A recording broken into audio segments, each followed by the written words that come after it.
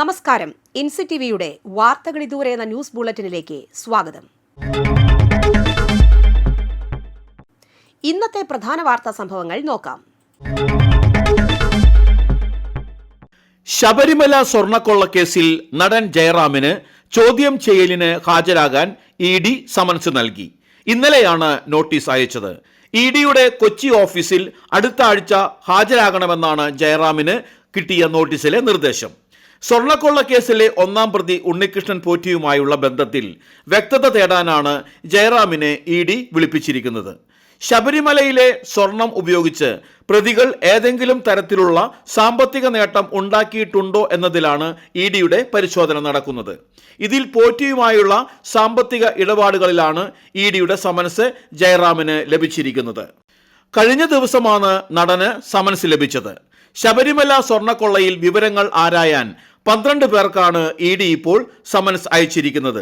ഇതിൽ 3 പേർ മാത്രമാണ് SITയുടെ പ്രതിപട്ടികയിലുള്ളത്.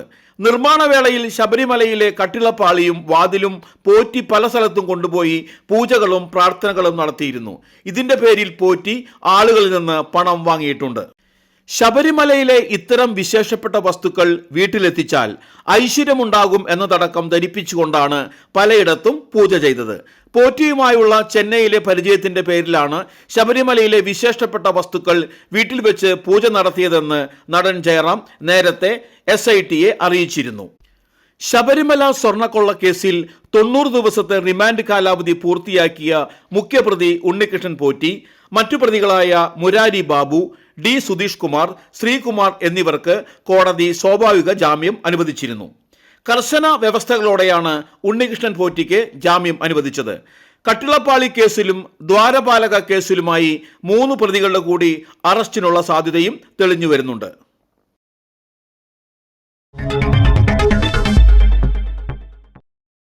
മരോട്ടിച്ചാൽ ചീരക്കുണ്ടിൽ കാട്ടാനിറങ്ങി വ്യാപകമായി കൃഷി നശിപ്പിച്ചു. മരോട്ടിച്ചാൽ സ്വദേശി വാക്കനാംപാടത്തിൽ തങ്കച്ചന്റെ കദളിവാടകളാണ് ആനക്കൂട്ടം നശിപ്പിച്ചത്. പ്രദേശത്ത് ആനശല്യം രൂക്ഷമാണെന്ന് കർഷകർ പറഞ്ഞു.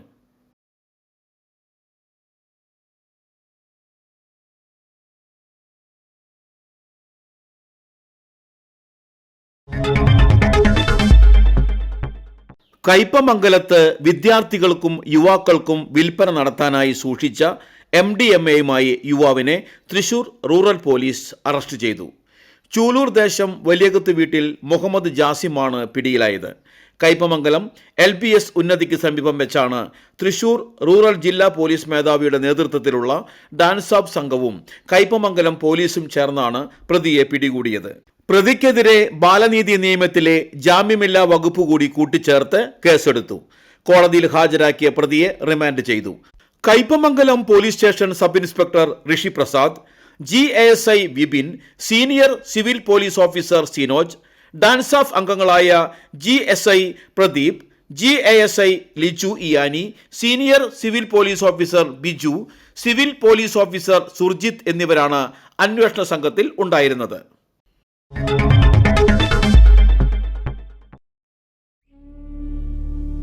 മലയാളിക്ക് എന്നെന്നും മനസ്സിൽ ഓർക്കാനും പാടാനുമായി ഒരുപാട് നല്ല ഗാനങ്ങൾ സമ്മാനിച്ച സൂര്യകിരീടം വീണുടഞ്ഞിട്ട് 16 വർഷം പിന്നിടുന്നു.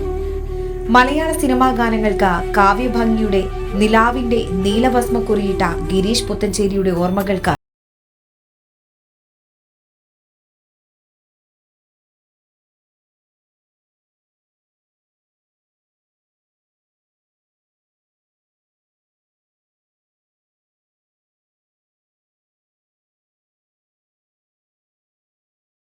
ഒരു ദിവസം പോലും കടന്നു പോകുന്നില്ല എന്നതാണ് സത്യം.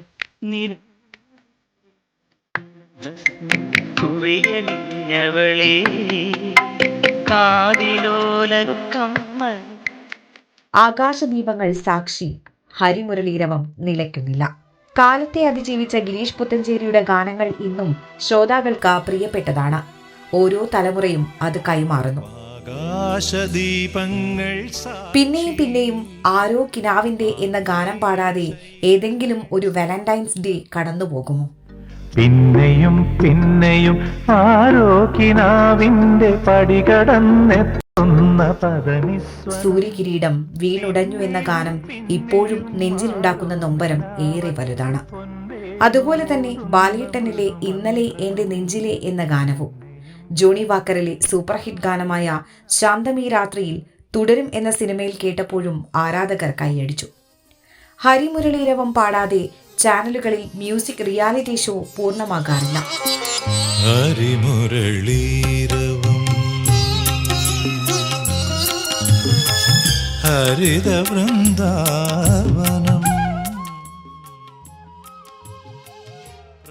റൊമാൻറ്റിക് ഹൃദയങ്ങളെ കുളിരണിയിക്കുന്ന ഗാനങ്ങളും വേദനിക്കുകയും നൊമ്പരപ്പെടുത്തുകയും ചെയ്യുന്ന മനസ്സുകൾക്ക് സ്നേഹസാന്ത്വനമാകുന്ന പാട്ടുകളും മഷിക്ക് പകരം കാവ്യഭാവന നിറച്ച ആ തൂലികത്തുമ്പിൽ നിന്ന് പിറന്നു വീണു.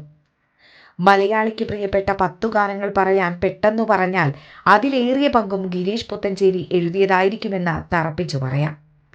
പ്രണയവർണ്ണങ്ങൾ എന്ന സിനിമയിലെ ആരോ വിരൽ മീട്ടി എന്ന ഗാനവും മഴമ്പിയിലെ അമ്മ മഴക്കാറിന് കണ്ണിറഞ്ഞു എന്ന ഗാനവും ഒരേ തൂലികത്തുമ്പിൽ നിന്ന് പിറന്നതാണ് എന്ന് ഓർക്കുമ്പോൾ ഗിരീഷ് പുത്തഞ്ചേരിയുടെ റേഞ്ച് അളക്കാവുന്നതിലും അപ്പുറത്താണെന്ന് തിരിച്ചറിയും.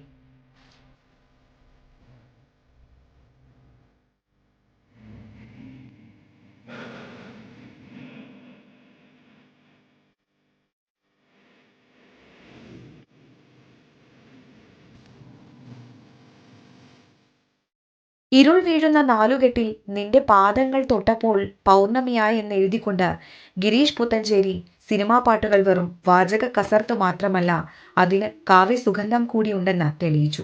വയലാറും പി ഭാസ്കരനുമൊക്കെ മലയാള സിനിമ ഗാനസാഹിത്യ ശാഖയ്ക്ക് ചാർത്തിയ അലങ്കാരങ്ങൾക്കൊപ്പം ഗിരീഷ് പുത്തഞ്ചേരിയും മലയാള ചലച്ചിത്ര പാട്ടുത്സവങ്ങൾക്ക് വെൺചാമരം വീശി.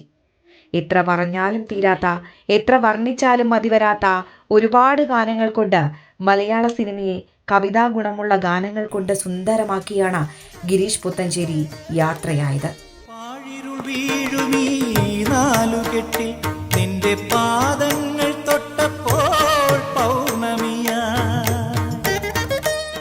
എന്നാൽ ഗിരീഷ് എഴുതിയ ഗാനങ്ങൾ മരിക്കുന്നില്ല. അവയോരോന്നും നമ്മൾ ഇന്നും ഏറ്റുപാടുന്നു, മൂളുന്നു. ആ പാട്ടുകളെക്കുറിച്ച് ചർച്ച ചെയ്യുന്നു. എത്രയോ ഗാനമേളകളിൽ ആ പാട്ടുകൾ ഇപ്പോഴും അലയടിക്കുന്നു.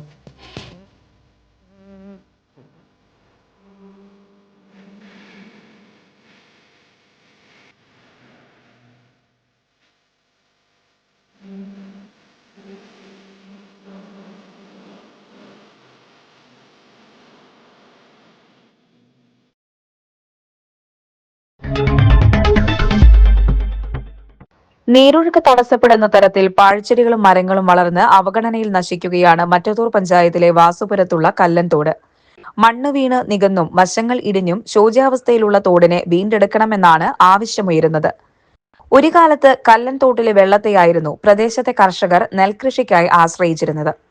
മഴക്കാലത്ത് ഉയർന്ന പ്രദേശങ്ങളിൽ നിന്ന് ഒഴുകിയെത്തുന്ന വെള്ളം കൃഷിയിടങ്ങളിൽ കെട്ടിക്കിടക്കാതെ സമീപത്തുള്ള കുറുമാലി പുഴയിലേക്ക് ഒഴുകിപ്പോകുന്നത് ഈ തോട് വഴിയാണ്. വേനൽക്കാലമായാൽ തോട് വറ്റി വരണ്ടു പോകും. വാസുപുരത്ത് കല്ലൻതോട് പാലത്തിന് സമീപം മുളകളും മറ്റു പാഴ്മരങ്ങളും വളർന്ന് തോട് കാണാൻ പോലും പറ്റാത്ത വിധത്തിൽ കാട് മൂടി കിടക്കുകയാണ്. വിജനമായ ഈ ഭാഗത്ത് പാലത്തിന് ചുവടെ തോട്ടിൽ മാലിന്യ നിക്ഷേപവും വർദ്ധിച്ചു വരികയാണ്.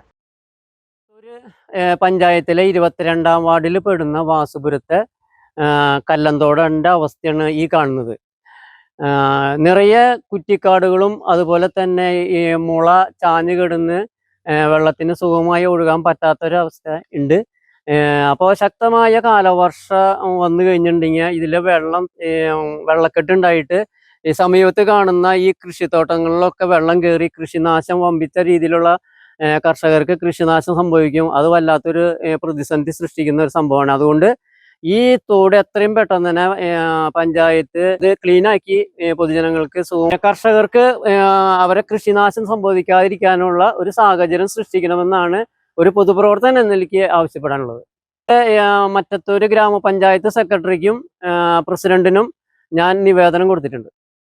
തോട് വൃത്തിയാക്കാത്തതിനാൽ മഴക്കാലത്ത് വെള്ളം ശരിയായി ഒഴുകിപ്പോകാത്തത് വെള്ളക്കെട്ടിനും കൃഷിനാശത്തിനും കാരണമായിട്ടുണ്ട്. തോട് പുനരുദ്ധരിച്ചാൽ കൃഷിനാശം ഒരു പരിധിവരെ തടയാനാകുമെന്നാണ് നാട്ടുകാർ ചൂണ്ടിക്കാട്ടുന്നത്. പാഴ്മരങ്ങളും കുറ്റിച്ചെടികളും വെട്ടിമാറ്റിയും മാലിന്യം കോരിക്കളഞ്ഞും ബണ്ട് ഇടിഞ്ഞ ഭാഗത്ത് കയർ ഭൂവസ്ത്രം സ്ഥാപിച്ചും കല്ലൻ തോടിനെ വീണ്ടെടുക്കണമെന്നാണ് ആവശ്യമുയരുന്നത്.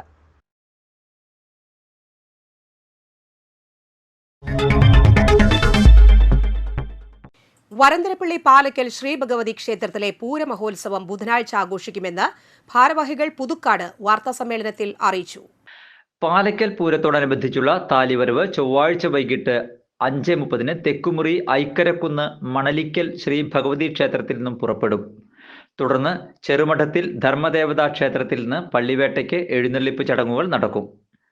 പൂരദിനത്തിൽ രാവിലെ 4:30 പള്ളി ഉണർത്തൽ, 4:35 കണി കാണിക്കൽ, പ്രഭാതവേരി, 5 ഗണപതി ഹവനം, 5:30 ശ്രീലകത്ത് എഴുന്നള്ളിപ്പ്, പഞ്ചവിംശതി കലശാഭിഷേകം, 6 ഉഷപൂജ, 8 പന്തീരടി പൂജ, 8:30 മുതൽ 10:30 വരെ എഴുന്നള്ളിപ്പ്, പഞ്ചവാദ്യം, ഉച്ചപൂജ, തുടർന്ന് ശ്രീഭൂതബലി. ഉച്ചതിരിഞ്ഞ് 3 മുതൽ 4:45 വരെ കരയോഗങ്ങളുടെ പൂരം വരവ്. വൈകിട്ട് 5 മുതൽ 7 വരെ എഴുന്നള്ളിപ്പ്, പാണ്ടിമേളം. വൈകിട്ട് 6:30 ദീപാരാധന, ചുറ്റുവിളക്ക്, നിറമാല. 7 മുതൽ കേളി, കുഴൽപ്പറ്റ്, കൊമ്പുപറ്റ്, അത്താഴപൂജ, തുടർന്ന് തായമ്പക. രാത്രി 8 കൊച്ചിൻ ഡ്രീംസ് അവതരിപ്പിക്കുന്ന സൂപ്പർ ഷോ മസാല. 10:30 11:30 ഇടയിൽ മഹാഗുരുതി. വ്യാഴാഴ്ച പുലർച്ചെ 1:30 മുതൽ 3:30 വരെ കരയോഗങ്ങളുടെ പൂരം വരവ്. 4 മുതൽ 6 വരെ എഴുന്നള്ളിപ്പ്. രാവിലെ 6:30 ഹരിത ആയുർവേദ കമ്പനിക്കുളത്തിൽ നിന്ന് ആറാട്ട്. ശേഷം ആറാട്ടുകഞ്ഞി വിതരണം, തിരിച്ചെഴുന്നള്ളിപ്പ്. ഫെബ്രുവരി 18 പൊങ്കാല മഹോത്സവം എന്നിവയാണ് പരിപാടികൾ. വാർത്താ സമ്മേളനത്തിൽ president TS Anil, secretary Subran Edassery എന്നിവർ പങ്കെടുത്തു.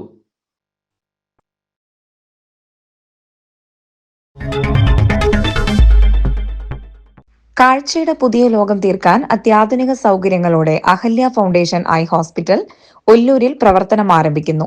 ബുധനാഴ്ച രാവിലെ 10 പ്രശസ്ത സംഗീത സംവിധായകനും കീബോർഡിസ്റ്റുമായ Stephen Devassy Ahalya foundation eye hospital നാടിന് സമർപ്പിക്കും. കേരളത്തിലെ ഏറ്റവും വലിയ നേത്രപരിചരണ ആശുപത്രി ശൃംഖലയായ അഹല്യയുടെ 23ാമത് ശാഖയാണ് ഒല്ലൂർ ക്രിസ്റ്റഫർ നഗറിൽ ആരംഭിക്കുന്നത്.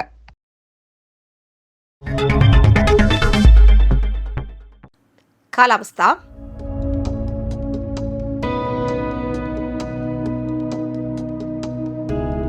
കൂടിയ താപനില 34 ഡിഗ്രി സെൽഷ്യസ്, കുറഞ്ഞ താപനില 22 ഡിഗ്രി സെൽഷ്യസ്. ചാലക്കുടി കൃഷ്ണ ജ്വല്ലറിയിൽ ഇന്നത്തെ സ്വർണ്ണവില. സ്വർണ്ണവില നിങ്ങൾക്കായി സമർപ്പിക്കുന്നത് അപ്പസ്വർണം ആഡംബരവുമാണ്, സമ്പാദ്യവുമാണ്. സ്വർണം കയ്യിലുണ്ടേ അതൊരു ധൈര്യവുമാണ്. Krishna jewellery gold and diamonds, Chalakudy. ഹൃദയങ്ങൾ കീഴടക്കിയ വിശ്വാസം. സ്വർണം ഗ്രാമിന് 14,475 രൂപയും പവന് 1,15,800 രൂപയും രേഖപ്പെടുത്തി. ചെറുവാൾ കോവാത്ത് പരേതനായ ശ്രീധരൻ ഭാര്യ ലക്ഷ്മി അന്തരിച്ചു. 90 വയസ്സായിരുന്നു. സംസ്കാരം നടത്തി. വരന്തരപ്പള്ളി കോരനോടി താണിശ്ശേരി ദേവസി അന്തരിച്ചു. 69 വയസ്സായിരുന്നു. സംസ്കാരം ബുധനാഴ്ച രാവിലെ 10 വരന്തരപ്പള്ളി പള്ളിക്കുന്ന് അസംഷൻ പള്ളിയിൽ. സെലീനയാണ് ഭാര്യ. ലിൻസൺ, ലിൻഡോ എന്നിവർ മക്കളും ജിനു, സിജി എന്നിവർ മരുമക്കളുമാണ്.